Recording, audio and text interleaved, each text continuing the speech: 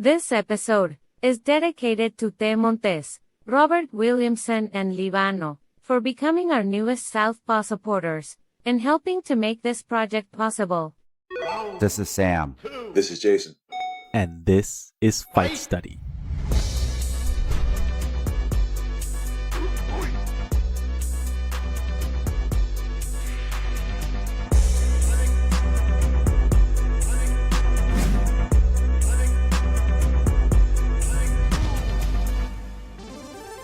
For this Fight Study, we have a special announcement. Since we've had Coach Jason Sargus on the show so many times, we decided just to make him a co-host. So welcome to the team, Jason. Sam, thank you so much for having me. I've been hoping to be a part of this thing. So we have a lot of fights to cover for today. So let's first go over some results, starting with boxing, and then we'll do the breakdown later. So first of all, we had Vasily Lomachenko beating Richard Comey by unanimous decision for the vacant WBO Intercontinental Lightweight title. Next, we had Nonito Donaire beating Raymart Gabalio by knockout in round 4 to retain his WBC Bantamweight title. We had junior welterweight prospect Brandon Lee continuing his 24-fight unbeaten streak with a knockout of Juan Heraldez in the 7th round. He now has 22 knockouts on his record. Now let's go over the results for UFC 269. It was a night of upsets. Undisputed lightweight champion Charles Oliveira retained his title against former interim champ Dustin Poirier by rear naked choke in round 3. Challenger Juliana Pena beat the GOAT Amanda Nunes for the women's bantamweight title. Similar to Oliveira, she was the underdog. She was dropped several times in round 1. Then she rallied back and finished the fight by rear naked choke in round 2. At welterweight, Jeff Neal beat Santiago Ponzinibbio by split decision in a very close fight. At flyweight, Kai Kara-France defeated former bantamweight champ Cody Garbrandt by TKO in round 1 in Garbrandt's flyweight debut. At bantamweight, Sean O'Malley beat Raulian Paiva by TKO in round 1, putting O'Malley on a 3-fight winning streak. In the prelims, we had Josh Emmett beating Dan Ige, Dominick Cruz beating Pedro Munhoz, Tai Tuivasa beating Augusto Sakai, Bruno Silva beating Jordan Wright, Andre Muniz beating Eric Anders, Erin Blanchfield beating Miranda Maverick, Ryan Hall beating Derek Minner, Tony Kelly beating Randy Costa, and Jillian Robertson beating Priscilla Cachoeira. So we can't go over every one of these fights, so let's just go over the most interesting ones, starting with the main event, Charles Oliveira versus Dustin Poirier. Now we discussed what it would look like when we saw someone already in their peak with Dustin Poirier and in someone coming into their peak with Oliveira in our previous preview. We already know where Poirier is, but we didn't know where Oliveira was now until this fight. Let me first mention this is the first fight I kept switching who I rooted for based on who was winning. Both fighters do a lot of work for their communities, and Poirier even donated to support Oliveira's favela projects, which made this fight even more magical. Break down this fight for us, Jason. Well, I like the way you started it off. I mean, first things first, it was a battle of the good guys. I mean, there's no villain, there was no feud, no backstory, no beef. And it was real easy to root for both just because of the character of each individual, you know. But I think before we even break down the fight, we got to give a little credit to Oliveira's maturity and resolve as a fighter. And it's probably time we put the quitter narrative to bed. I mean, the man hasn't lost since 2017, and he's seen more than his fair share of adversity in those fights. He's been knocked down a ton. Chandler, and twice in the Poirier fight. So it's not like he's not getting hit. And you know, the quitting narrative is it's a speeding ticket from 4 years ago, and only the insurance company gives a shit about that. So maybe it's time for the rest of us to. I mean, does anyone want to be the insurance company?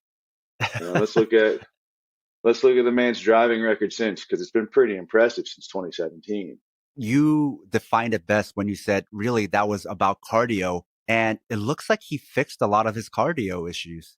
Yeah, he learned to pace himself and he learned to recover, both like cardio wise and as a matter of durability, just giving himself some time and some distance. And even when he does get dropped, he's real good about going directly to up kicks or scooting a little bit and making sure he doesn't get hit with any follow up shots immediately.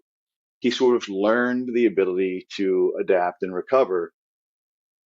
And he learned how to take damage and continue. So, it's odd because I always refer to Oliveira as like a guy who's been, still young and has been around forever. But like he and Poirier are the same age, I think, right? Both are 32, and they're both what? Oliveira has 40 fights now, and we think of Poirier as more the veteran, but he's only got 35 fights. So, I mean, it's it was a great fight on paper. It delivered the goods, and it was one of the more enjoyable fights that I've seen in a while.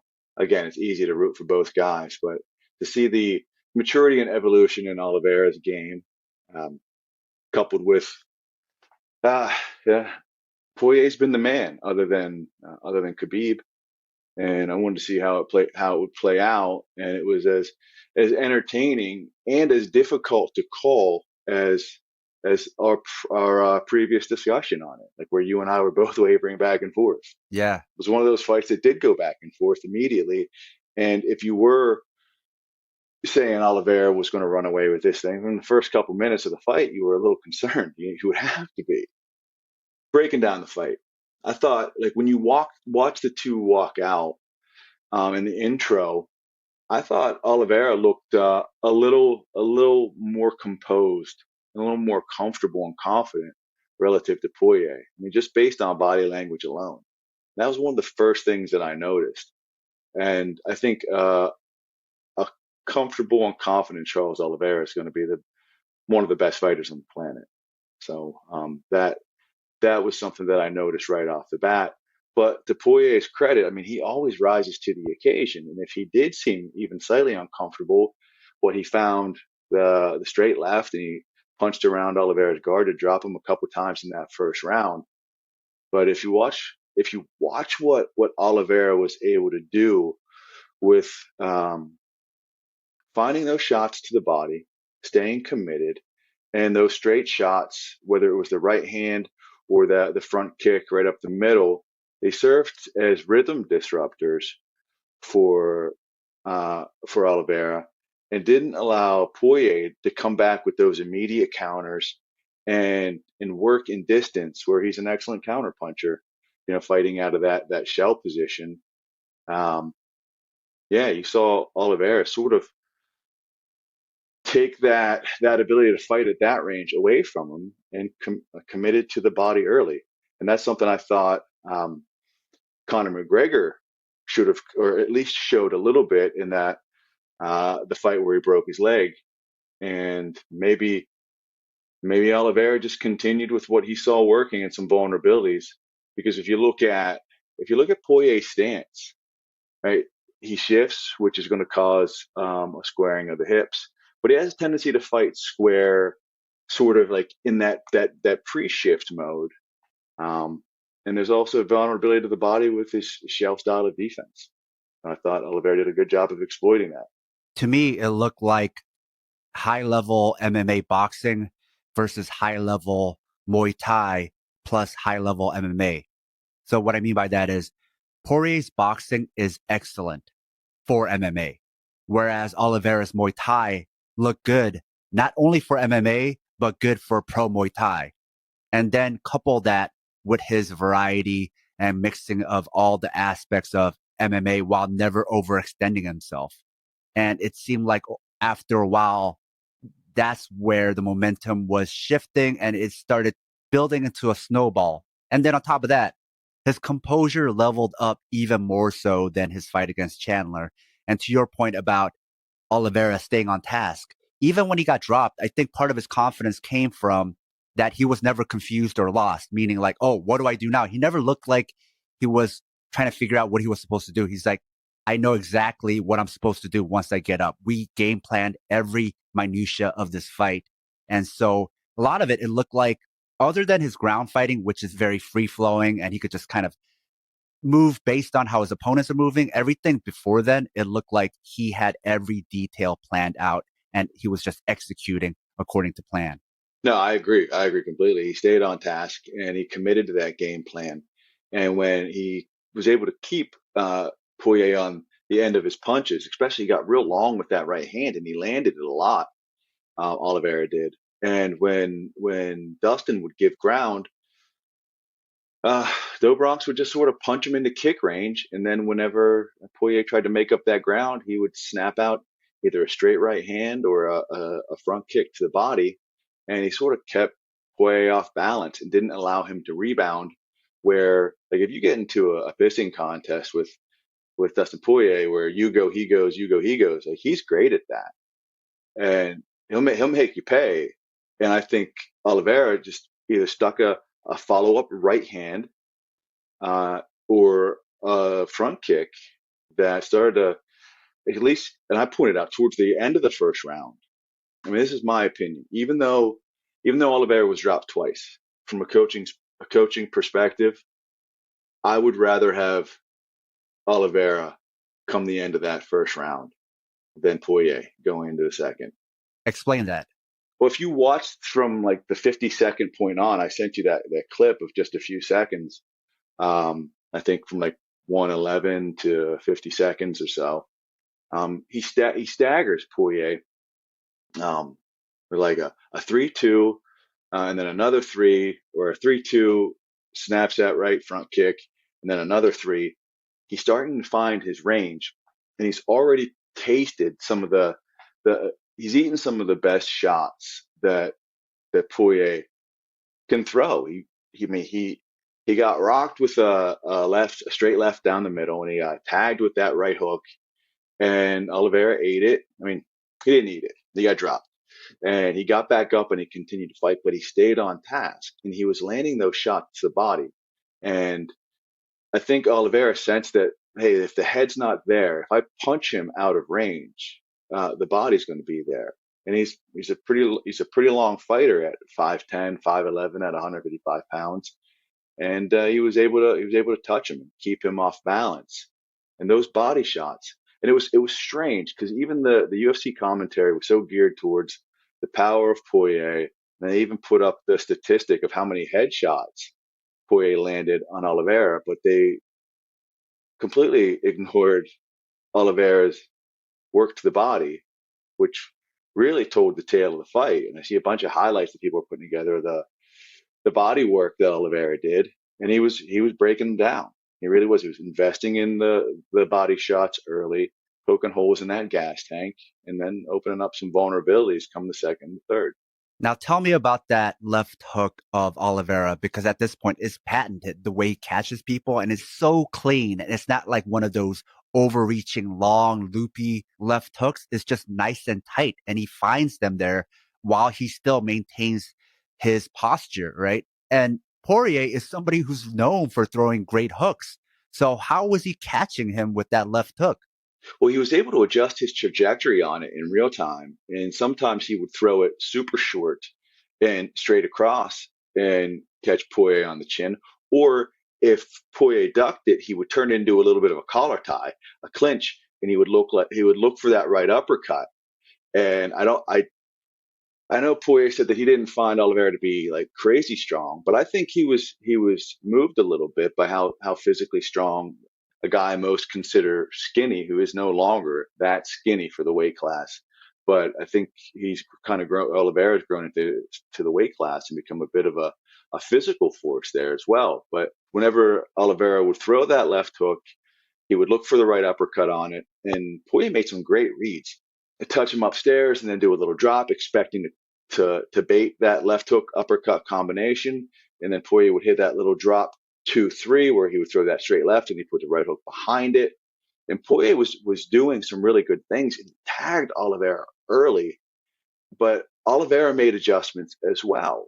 And I think that's something that I didn't know that I could trust Oliveira to continue to do that under duress, even though he's proved me wrong multiple times. I'm that asshole, right? I've seen it. I've analyzed it, and I didn't believe what I saw.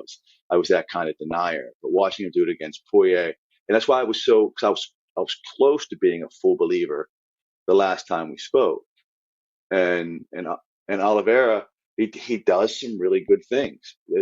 Even when Poirier had that shell guard with that high right elbow, Oliveira was still able to punch around it. And he continued to his secondary and tertiary shots, and he kept his feet moving. And for a guy that fights as upright as he does, can find a short left hook without overextending himself or opening himself to too much counter offense. To your earlier point about breaking his rhythm, you think about the longest move you have as a Muay Thai fighter and somebody long and lanky like Oliveira, which is his teep, right? And then you think about his shortest range weapons like knees or hooks, right? Especially his left hook.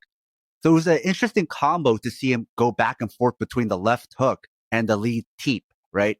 Where he would work him to the body with the teep and then hit him with the left hook. It was like when Poirier was breaking away, he kicked him. When he was coming back in, he kicked him again, which made him want to really drive in to get past that kick. Then he hit him with the hook. Or as he was breaking off, he hit him with the hook. And then as he was going away, he hit him with the teep. It was a clever use of long range and short range to kind of push Poirier into the ranges that he wanted him to be in, and also to break up Poirier's combo where, like you said, Poirier is most dangerous, where it's like, you go, I go, you go, I go, where Oliveira would put a little period in between these exchanges with that kick and just disrupt it. Not just the flow, but also the range. Oh, for sure. It was outstanding, an outstanding pairing by Do Bronx. He did a good job of, if he was in kick range, he was going to kick him. If he would punch him into kick range, he would finish with a kick. And Poirier is so tough that when he eats one, he's going to step back in. Yes. Right? He's going to. And so Oliveira didn't let him get back in it and find his rhythm and reset. He would touch him with either a long right hand. And if Poirier tried to crash that distance, well, then you saw some knees and some elbows. And that's another point. Like right off the bat, whenever Oliveira did that little hand trap, hand parry, the hand fight, and he threw that elbow off of it, he did a good job of breaking down that distance, landing that elbow, and staying to the outside of Poirier's lead foot. But Poirier still found that straight left hand and tagged him. I think he just dropped him in that sequence shortly after. So it was like, you do something really good, then I do something really good, and then you score, and then I drop you, and now we have ourselves a fucking fight here. And that's how it started, and that's really how it played out. I mean, the grappling advantage by Oliveira was really impressive, and some of the lack of urgency from Dustin comes from the fact that he didn't want to, put himself in panic mode and make some of the mistakes. But what is that? How's the saying go? Paralysis by analysis. You start to overanalyze some of those situations and don't react quickly enough against a grappler like Oliveira, well, you're going to be there for a while, or at least until he submits you. And that's how it played out. The biggest thing I was wrong about was on the ground. I said Do Bronx was better, but I didn't think he was that much better. Whereas in this fight, no, it was night and day. Like Do Bronx was way better on the ground than Dustin Poirier, who Poirier is also a black belt and who's also got a bunch of submissions on his record. But yeah, I didn't know Do Bronx's ground was that good, because the way he beat a lot of other guys like Tony Ferguson, yeah, but it looked like a Tony Ferguson who was washed anyway.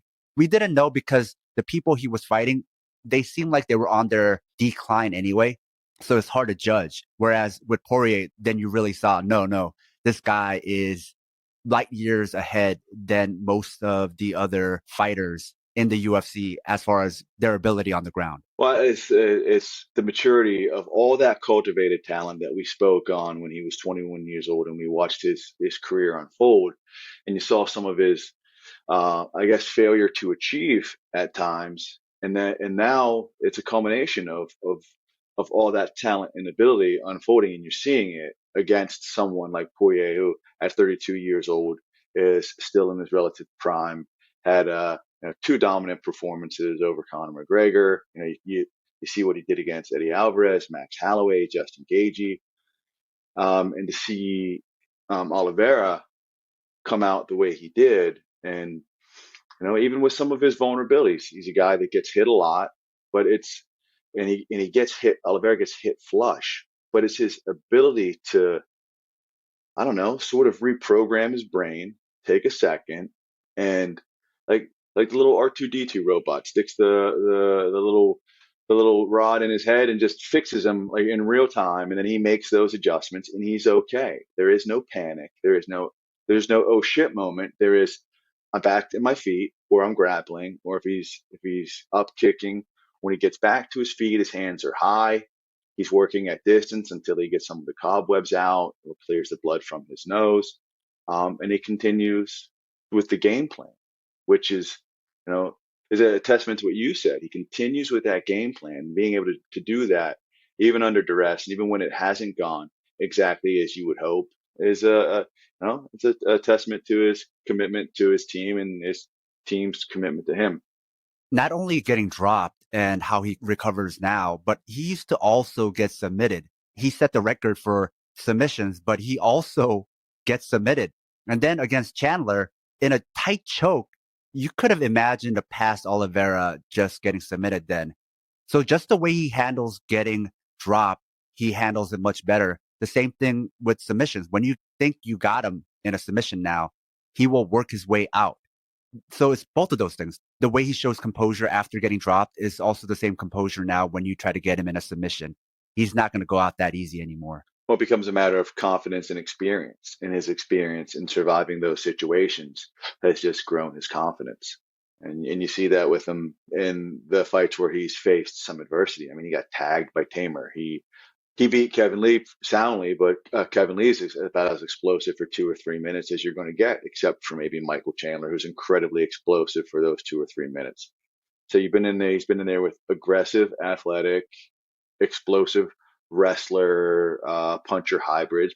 And you got Tony Ferguson, who I don't even know what you would call his style, but I mean, it's going to be offensive and in your face. Even a washed version of that. Well, I think a lot of people wondered if Oliveira was going to be able to handle the pressure. And time again, since 2017, he has. And 2017 seems so long ago. So maybe it's time we start to forgive and maybe forget some of those past performances and just move off of that narrative. But it was tough for me too. I can't extricate my mind from it because that's what we grew up. He was born of the UFC and continued to grow for the last decade under the UFC banner. So it's part of the narrative, at least as far as we know him. But I think he deserves for that to be put to bed. Now, something we talked about off air was his vision problems. We know he wears thick glasses, and even after the fight, we saw him in a state of panic when a fan grabbed his glasses and he was pleading with them to give it back because he can't see without them. So something we were discussing is how he's adapted his style around that. And maybe part of why he gets hit with certain shots is because he really can't see those shots coming. And that's why he has to rely on, having good posture and a high guard to kind of use his forearms as feelers to kind of see and feel the shots coming, right? Oh, exactly. And you made me have to delete a bunch of my notes on his lack of defensive head movement, because when you sent me that video, he was panicked. And that has everything to do with, I'm blind at this point. I need it.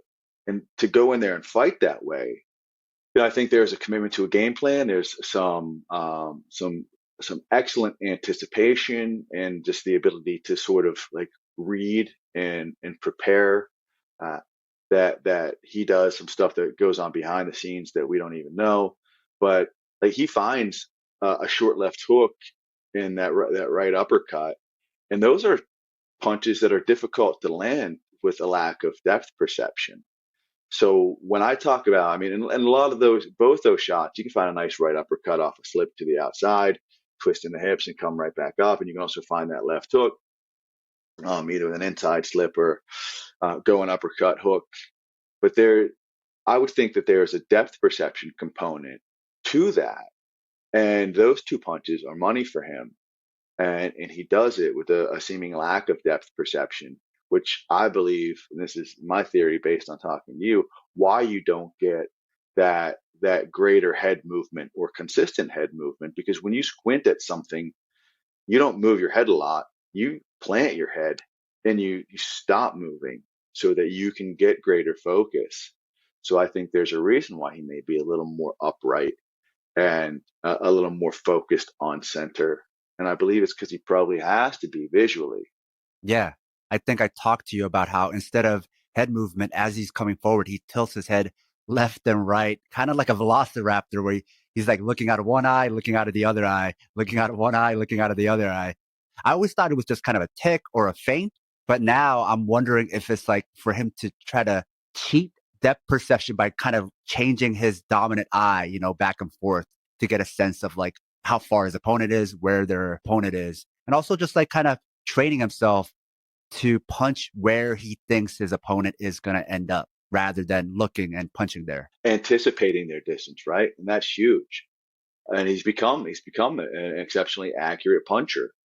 But the stuff that is more of a feel thing, he tends to excel at as well. And that is, well, obviously the grappling, which is very tactile, but the elbows and the knees, the close quarter stuff, where he's finding the nice, like playing with that hand, fighting that hand trap, finding an elbow or crashing in with an elbow and then twisting that hips and coming off with a different angle with a long right hand. And if you try to break down that distance, then he's either hitting you with another elbow or kneeing you to the body. That's a feel thing. That's very tactile. And he's excellent there. A note to our loyal listeners: if you love the Southpaw Project, please support us and help us get paid for our labor by financially supporting us on Patreon. This will give you access to exclusive bonus content, as well as our private chat group on Discord. Show your Southpaw solidarity by supporting us at patreon.com/southpawpod. Now let's talk about possibly the biggest upset in women's MMA of all time, Pena beating Nunes. What happened, Jason? Wow, Amanda Nunes basically fell apart. I mean, I don't want to take anything away from Juliana Pena, but it seemed like Nunes just completely fell apart in that second round. She looked solid at the very beginning, but there's only so many times you can just windmill effect that overhand right and expect it to have. I mean, you're a championship level fighter, or you're a champion. That means you're going to be fighting championship level opposition. I know, and I don't want to get too much heat for saying this, that there's a ton of depth in women's MMA at 135 pounds, but there's still some skill there, and you have to fight championship caliber opposition with championship shit, and she didn't. And I hate seeing people win doing bad shit. And when she started to, and then started to gas, like, I know the narrative is going to be that like she's had COVID and the going up to 145 back down, but she's been dominant for a long time. And when she's looked great, she's done great stuff. Sometimes she's just looked so physically overwhelming that like she doesn't need to have grade A technique. But you want to stay champion, you have to do championship shit. And she didn't. And we can blame it on cardio. But if her technique is that abysmal, as bad as it was in the second round, then like short of injury, I don't understand why you don't have any sort of defensive awareness and ability to react to a jab, unless you have hit the wall so thoroughly that physiologically you just can't go anymore. And if that's the case, then I wonder if it's COVID. I wonder if it's an injury, or is the awkward punching style of a grappler and Juliana did it just find a home? I mean, because it didn't look like it should have to me. It was. I feel like I'm being an asshole here, but it was just. It wasn't the most technically impressive fight from either fighter, and I was a little bit disappointed because I consider Amanda Nunes to be one of the all-time greats, male or female. So I just expected a little more out of her technically, and if the cardio wasn't there, I figure she would be so technically proficient that she could stay in her stance, pick her apart if she had to. But if she couldn't throw 100-mile-per-hour fastball, she had to go to any junk. Like, she didn't have any other pitches, and everything she threw, Juliana hit out of the fucking park. Let's give Pena her credit, right? As loopy as her punches looked, she surprisingly had a very straight jab, which I think kind of threw Nunes off, where it's like, yeah, your loopy stuff I could see. Then all of a sudden the jab comes straight, and it's like she could not see that punch coming. Well, that's what I think. You might be right. And that's why I say I don't want to shit on her performance, because there is this thing, right? When people break from natural punching mechanics where you can't help but to watch it. You know, my wife has this weird herky-jerky style, and it looks like there's an extra twist to her right hand, and you're watching it while it's hitting you in the mouth, right? And that's everyone she goes with. Sometimes those mechanics can occupy that part of the brain that thinks that you can anticipate trajectory and react accordingly. So credit to Juliana Pena for not being overwhelmed by the moment. I mean, it's not hype. Nunes is as real as it gets from a championship perspective. But she was in there with, I say, if you're in there with a bigger, badder fighter, it's your job to find a way to win. And she did. She stayed game in the face of adversity in that first round. Amanda Nunes is a handful and then some. And she kept her composure and, found that choke in the second round. She was money with it. And I think we saw inklings of this fight with Nunes when she fought Kat Zingano and Valentina Shevchenko twice, and even Chris Cyborg, where against Zingano, she was dominating round one. And then in round 2 and 3, you just saw her technique and her form fall apart. And I think a lot of that came from just her spirit falling apart. And same thing with Shevchenko, where she won both of those fights because she created such a lead at the beginning that when she started falling apart at the end, it was still enough to win a decision. And then even against Cyborg, that was a short fight, so you didn't see her falling apart per se. But what you did see is when she was caught in a firefight, instead of blocking or defending or moving her head, she just started trading, right? Cyborg landed a couple punches and she's like, you want to do this? Let's just go. Let's trade rights and see what happens. And her right landed before Chris Cyborg's did, and she won. But it wasn't a pretty exchange, and it wasn't, like, from a technical perspective, a great fight to watch. And I remember thinking after that fight, like, there's some signs there for both fighters where if somebody can do this to them again, they might end up getting knocked out because they're just going to throw caution and defense to the win and just swing and bang, as you call it, right? And you saw that in round 2 where she was just like, you want to go? You hit me, I hit you. Let's see what happens. And she ended up on the wrong side of that this time. Yeah, well, my question is, where's her very fundamental ability to work behind a jab and have some basic footwork, reset, regroup, work behind a jab, and force maybe Pena to work a little more while she sort of recovers. I mean, there has to be that ability to do that. You have to have that in your game somewhere, unless you think you're that physically talented that you are always going to run roughshod over whoever you fight. And at that point, like, that gets you out of that I'm a champion, I need to do championship stuff mindset. And that's what I said. That's why I say when I was disappointed in this fight is, like, I didn't see championship shit from Amanda Nunes.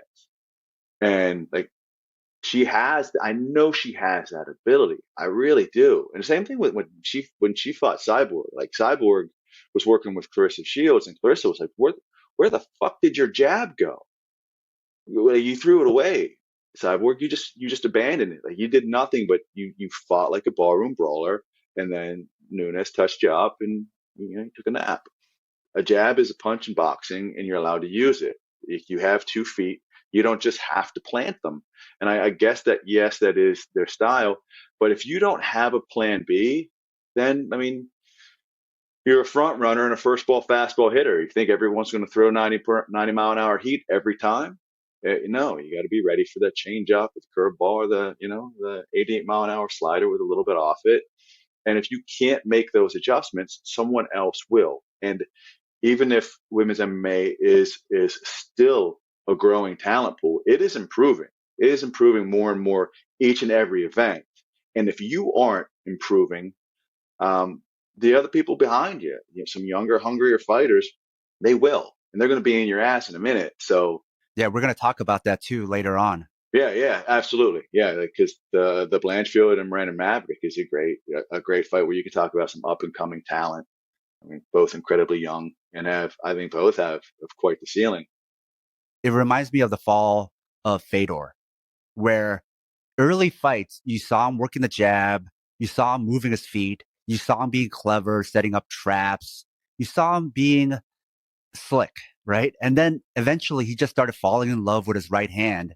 And then the footwork disappeared, all the traps disappeared, the jab disappeared, and it just became about spamming right hands. And I think the same thing with Amanda Nunes, where in spite of the stuff I mentioned before, where we saw inklings of her wilting, we saw improvements where against Raquel Pennington or against Germaine Durandamy, where she showed footwork, she showed ring craft, she showed some clever stuff. And then she destroyed Megan Anderson by just touching her with her right. And I think this was also coming for a while where she knew her right hand was just a death touch.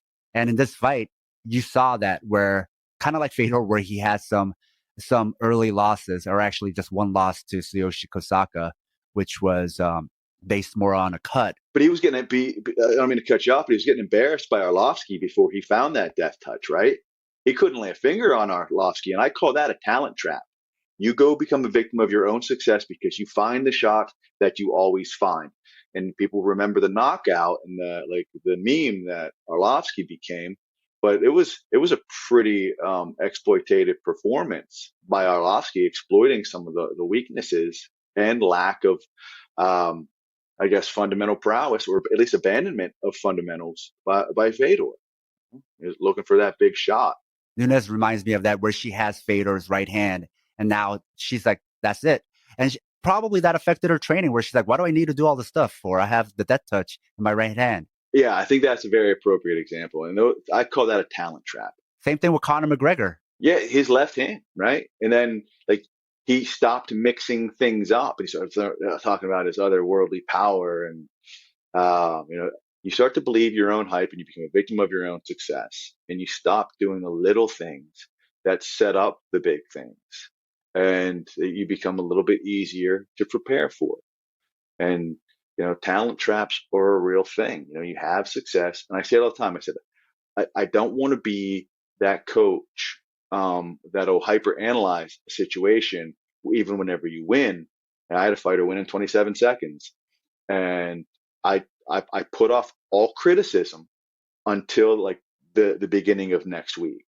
I'm not going to say anything right now, right? But there was some just excess movement, throwing himself out of position, and then he just turned on the left head kick and crushed the kid. It was pretty impressive. But relying solely on your physical gifts, even if the hardest thing is to correct someone when they are doing wrong shit or suboptimal shit and it works for them.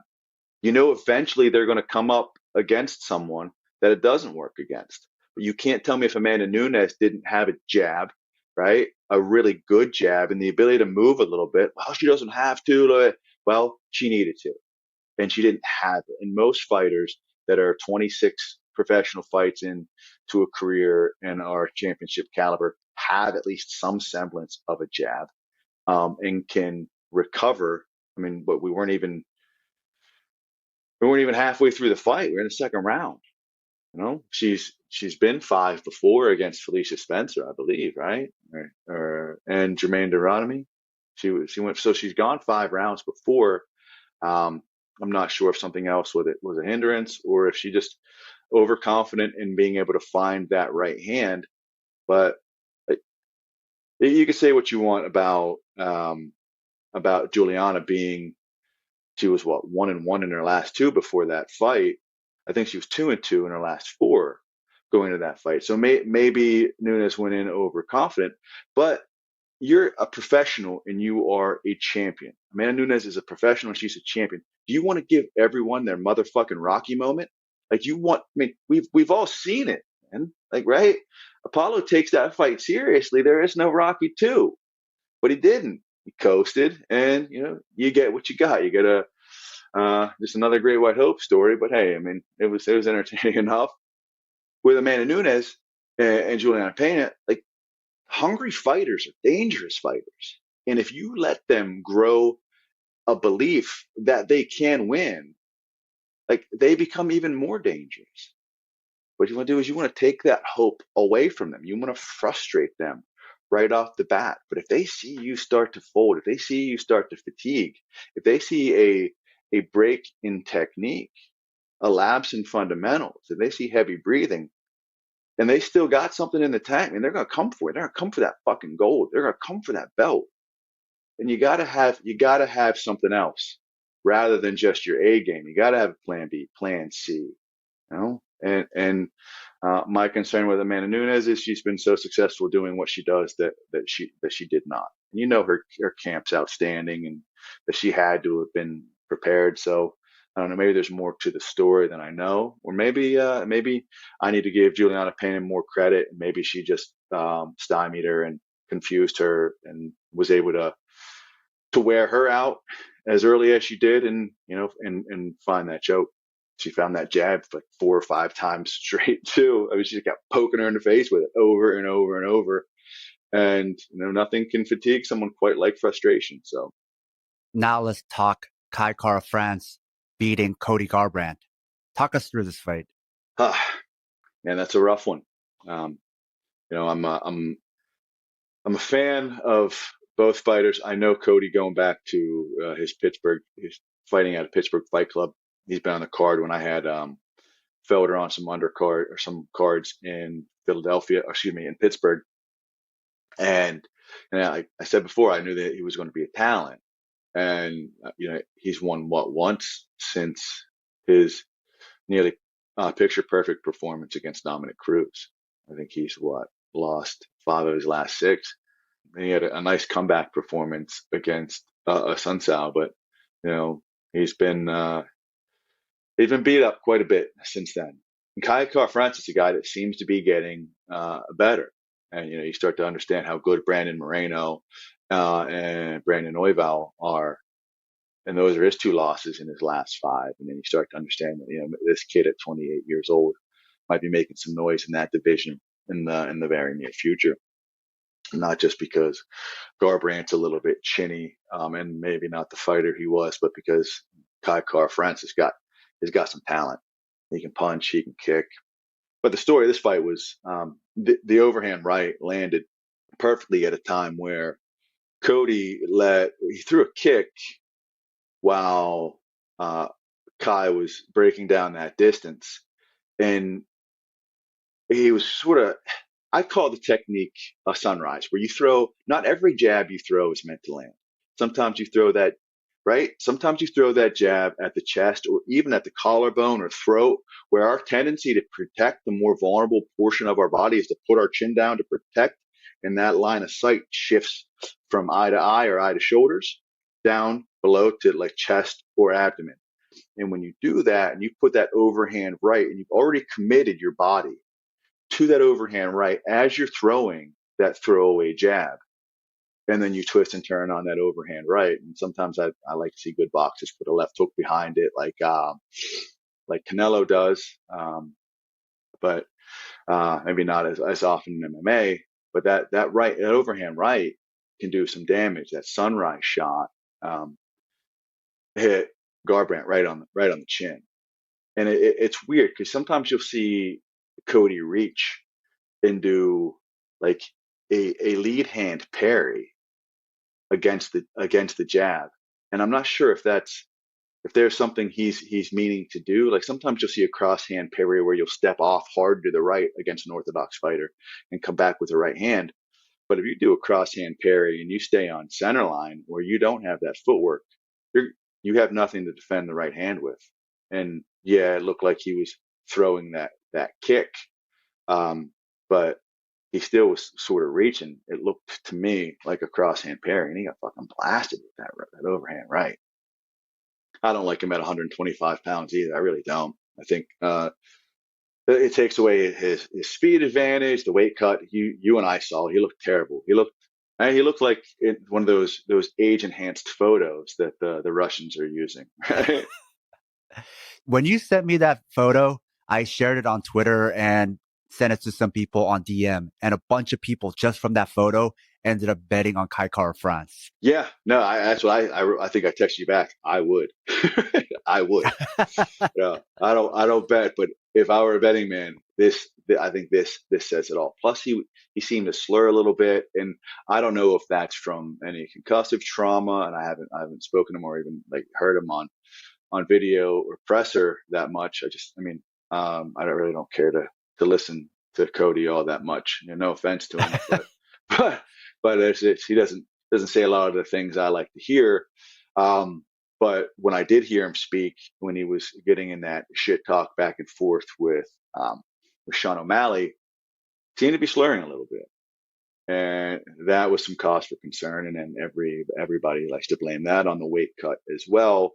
But I mean, weight cuts are one thing. And I've been around college wrestling and high school wrestling for a long, long time. I don't know if I've ever heard anyone slur from a weight cut. Now everyone's saying that's the fucking norm here in MMA. And I'm wondering, hey, you guys know I used to do weight cuts at the highest level. Paul Felder, Gabriel Rosado. I've done Jason Sosa. I've done weight cuts for world champions. I've never heard them fucking slur guys. So you start to wonder if maybe there's more to it. And then you just didn't pass the eye test. So if you're a gambling man, I think the money needed to be on Kai Kara France. I think his losses at bantamweight took his confidence, and then COVID took his cardio and speed, and the weight cut just took the rest. Yeah, very likely. Now let's talk about Sean O'Malley beating Raulian Paiva. What did Paiva do well in this fight, and what didn't he do well in this fight? Well, first things first, let me say this. This was really good matchmaking. Like, Paiva is just good enough to really make O'Malley look good. And it's a great developmental fight for O'Malley, getting him out in the manner that he did. But what did Paiva do well? Decent pressure, defensively responsible. He wasn't all over the place. He's a good fighter who is tailor-made for someone like Sean O'Malley. And he has a tendency to lead with his face a little bit, which is a long, rangy striker like O'Malley is, like I said, he's tailor-made for O'Malley, but he did a pretty good job of, he threw his right hand, and he set some stuff up. O'Malley being a long fighter who his punch selection, especially in the finishing sequence, was absolutely outstanding, was doing a good job of setting up his shots. And doing something similar to Kai Kara France, where he found that throwaway jab, and he immediately put the overhand right behind it. And you could see that he was setting it up. He was working high and low, and he just missed with the overhand right prior to the overhand right, I think, that dropped Paiva. So, credit to O'Malley to continue to evolve. And I give O'Malley some shit, right? Like I did on multiple episodes, I believe. But he is an excellent striker whose fight IQ is pretty high, and his fight IQ and punch selection, strike selection when he has someone hurt is about as good as I've ever seen from a decision-making perspective, where he's letting 6, 7, 8 shots go, uppercut, hooks, back to straights, little shifts off where he just switches his hip, comes back with double left hands right to the fucking ear.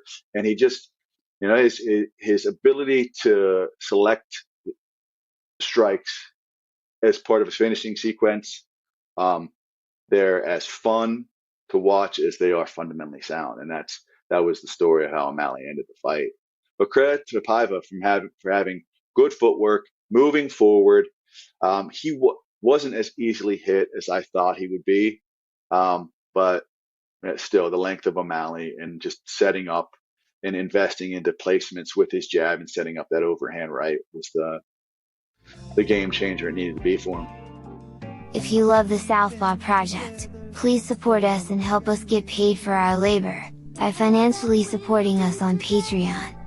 It'll help us supplement the cost of running this project, the incredible time and energy we put into it 7 days a week, and you'll be giving us some breathing room, not only to juggle Southpaw with our day jobs, but also to expand Southpaw into other areas. Show your Southpaw solidarity by supporting us, at patreon.com/southpawpod. Now let's talk Dominick Cruz being in a regular prelim fight, not even the headliner, against Pedro Munhoz. Round one, Munhoz almost put him away. Tell us how that happened and what Cruz did to adjust, and just overall what Cruz is doing to adjust as he ages. Well, he darted it. Cruz darted in, right? And then he ran into a straight left, which was really a jab from a real stiff punching Pedro Munhoz. And Munhoz can punch. He's heavy-handed, but he's been having some trouble. I think he lost like 3 of 4. Only win coming against Jimmy Rivera, who Rivera is an excellent fighter in himself. So how this fight was going to unfold was going to be determined by how much of that movement and agility and timing did Dominick Cruz still have. And when he ran into that shot early, I think we were all really, really nervous that he didn't have it anymore, right?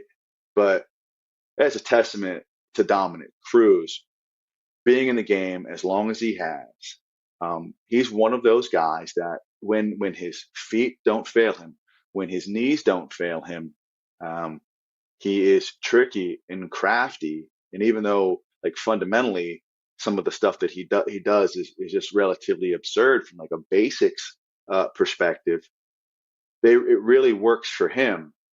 And even though it didn't in the first round, his many adjustments changed the course of the fight.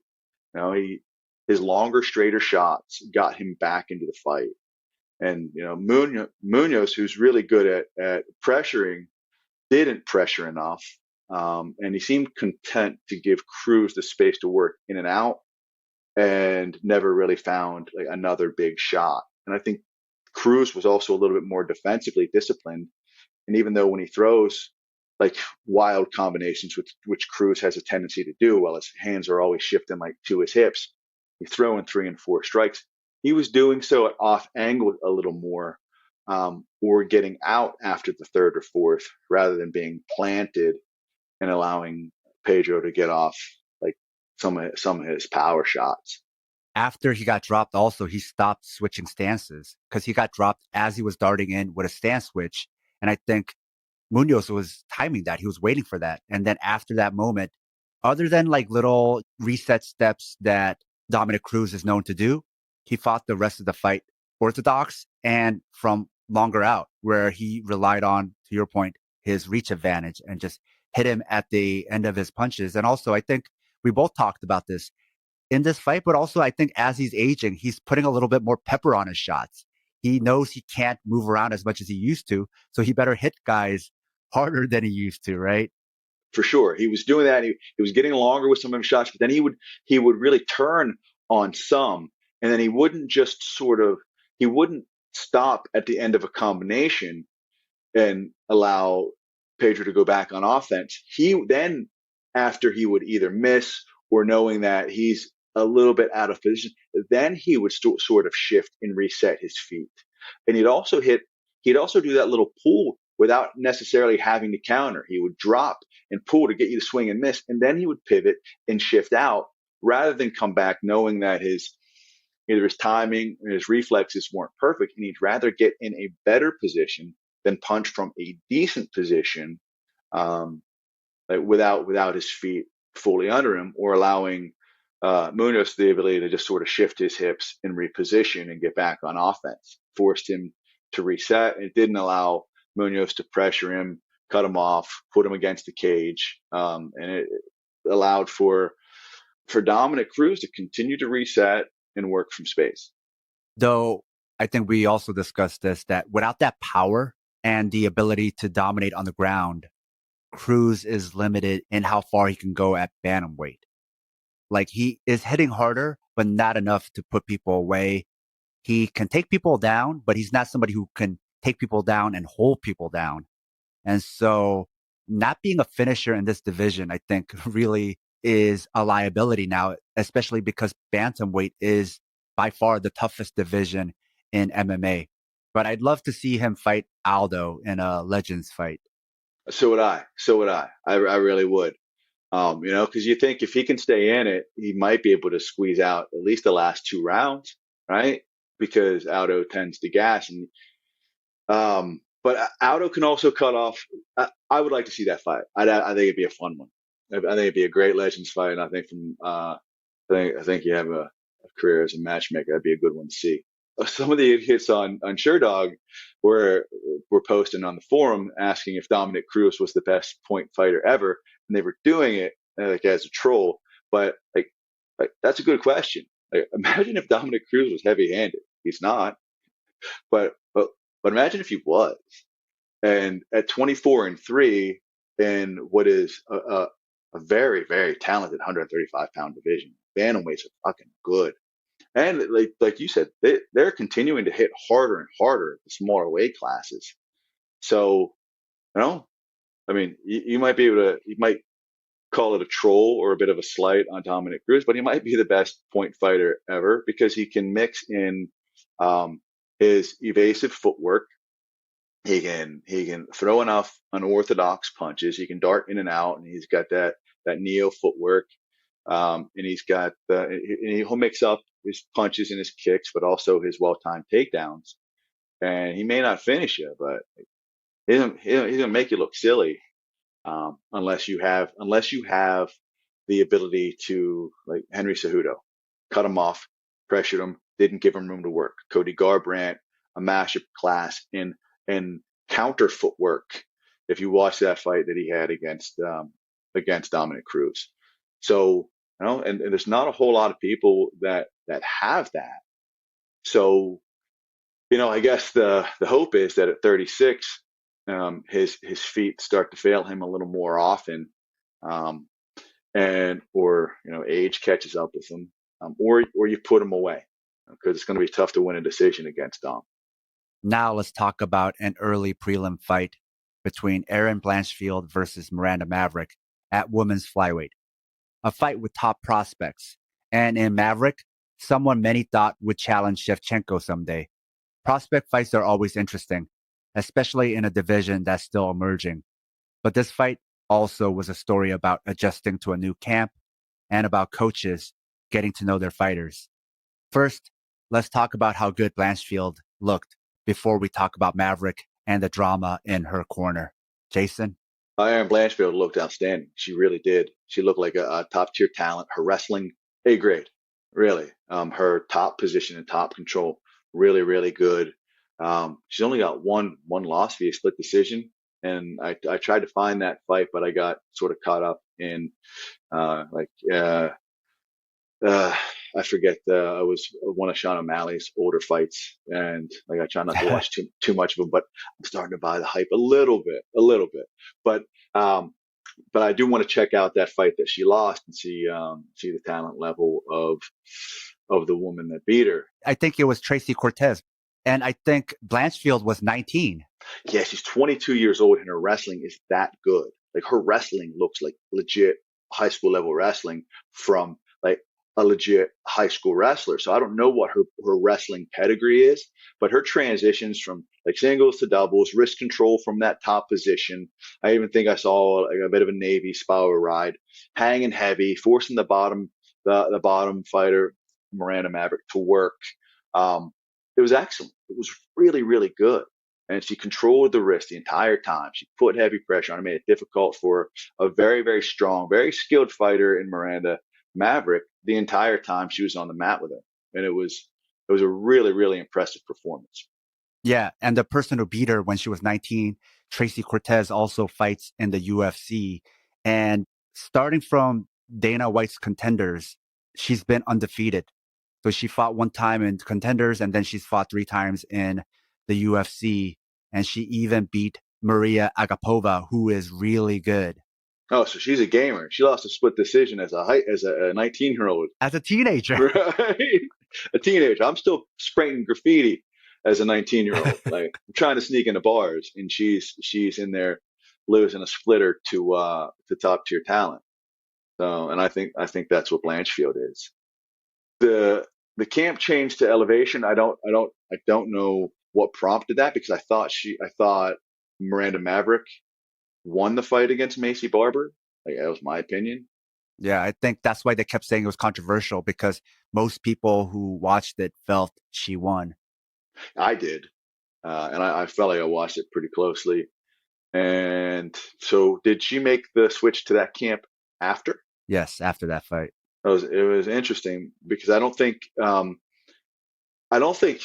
Maverick had necessarily a bad performance. I think the credit has to go to Blanchfield for just being the superior grappler, someone who is stronger than she looks, and she was able to deal with the strength and physicality of Miranda Maverick.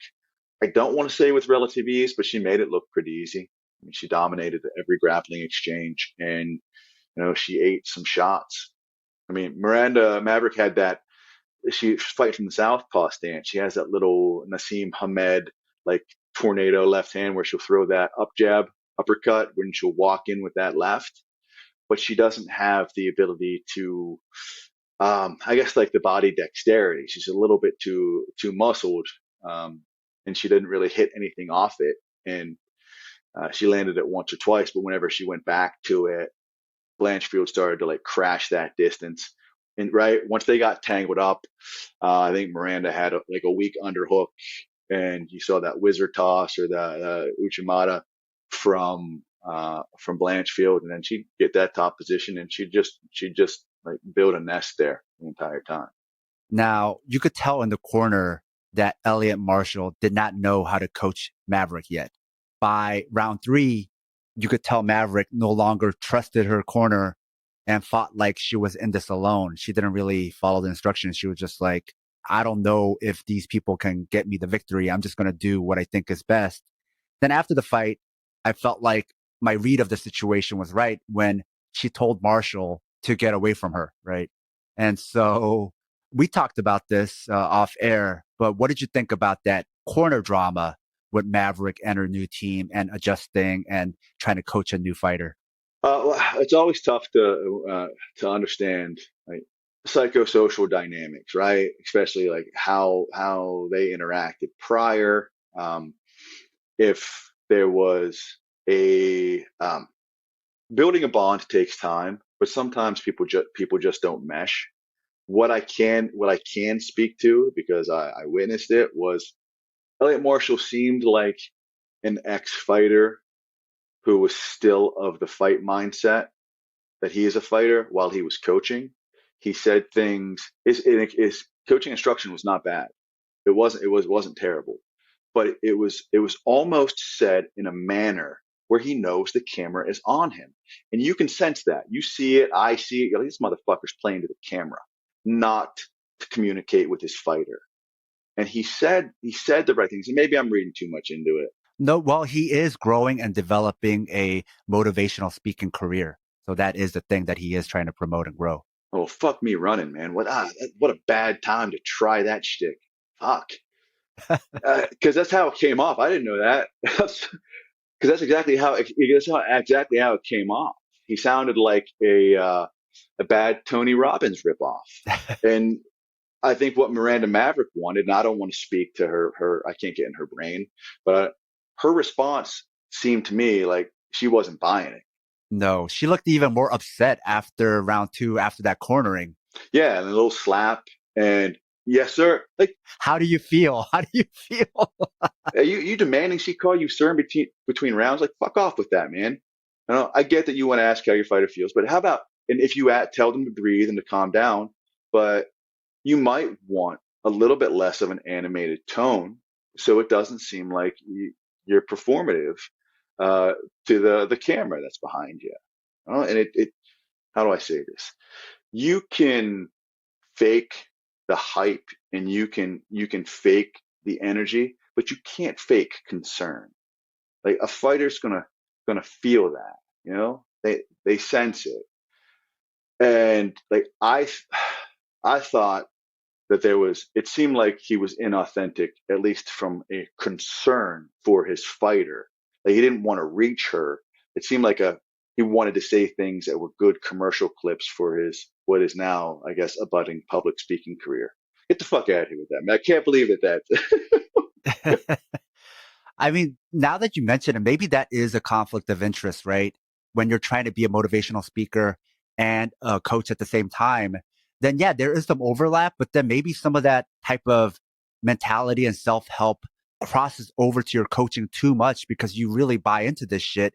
And instead of reading what your specific fighter needs, you're just you're just automatically delivering these cliches that you've been practicing so much. You know, you do what you practice, and maybe that's a hard time, especially with a camera there, not to just go on autopilot and just start doing self-help stuff. But that's how it seemed to me. And like I said, I don't know. I'm not in their camp. I'm not part of their social dynamic. But it just from Miranda Maverick's body language, it seemed like she's someone, and I don't know her, but she seems like she's someone you're not going to reach with that Tony Robbins shit. I don't think you're going to reach her that way.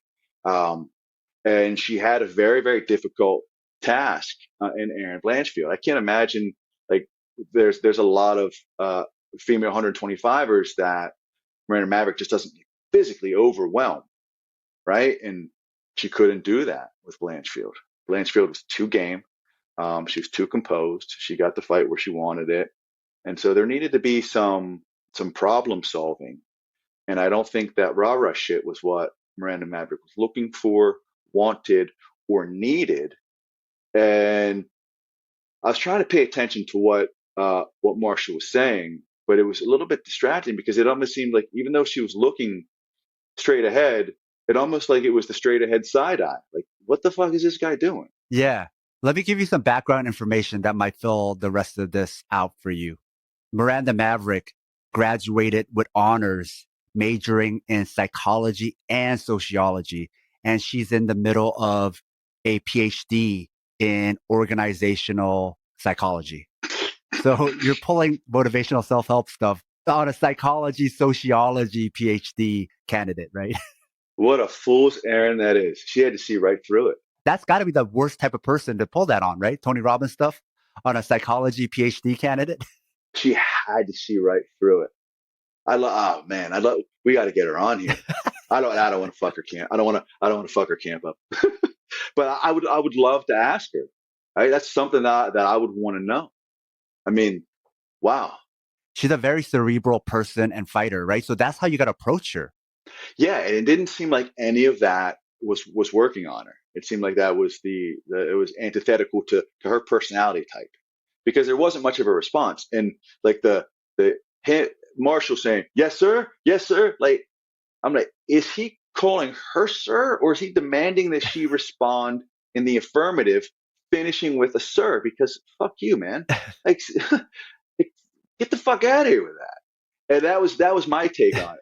It looked like a bad first date, right? And maybe that is an analogy to this, because this is your first date with a new camp and it didn't go so well. Yeah, maybe you thought it was going to until you went on that road trip together and you realize you hate each other. Sometimes it can seem like it's great until you get a little bit of adversity. You get locked in the car and someone has an upset stomach and you realize like you both gross each other out. I think Maverick is the type of person who could deal with a loss, but I think what was bothering her was just like she didn't feel like she had a corner with her. She seemed like body language and how she was reacting like somebody who felt like she was in this alone. And I think that's what really bothered her. That is how it appeared. Like suspending all bias. That is exactly how it appeared. Because I watched and I tried. Because I heard, I got your text from you, and I was focused on him saying dumb shit in the corner, and he didn't really say dumb shit. It was sort of how he said it, and then the yes sir, the yes sir. From a technical aspect, it didn't strike me as piss poor. But it seemed cliched and a little hackneyed at times. But I think what she wanted was an advocate who was going to help her problem solve. And because she got in there, because I really don't feel like she lost the Macy Barber fight. So she would have been streaking the multiple fights before that, at least 4 or 5, till she gets in there with Barber, and then she loses the split. So she's someone who has the physical tools, and I don't say that there's hype behind her, but there's the thought that she's an eventual world champion at 24 years old. She's got the goods. She can be pretty outstanding, I think. So rather than someone who is going to hitch their wagon to her physical abilities and make a name for their coaching, how about you make her better? And it didn't seem like an extension of improving Miranda Maverick, the fighter. It seemed like a fucking infomercial for her corner.